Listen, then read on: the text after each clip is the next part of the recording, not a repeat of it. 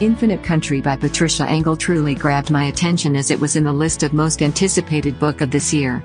Despite the fact that I have not read writer previously written books, it lived up to my expectations, aside from a minor issue that I will explain later.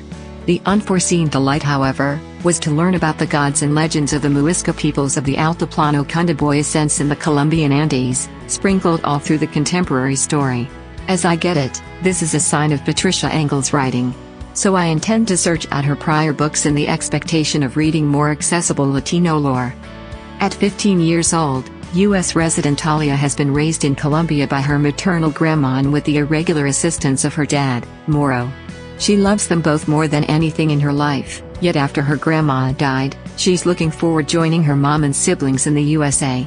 However, her actions taken in anger have landed her in a far-off girls' reform school, in danger of failing to catch her plane home.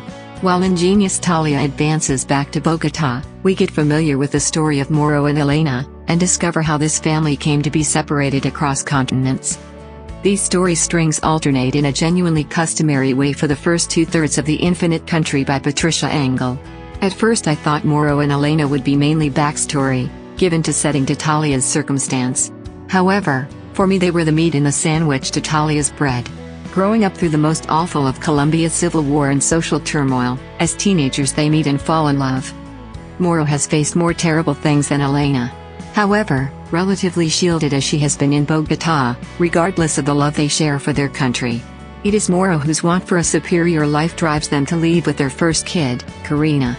In spite of the fact that they show up in the US by plane and with legitimate visas, their migration experience is certainly not a simple one.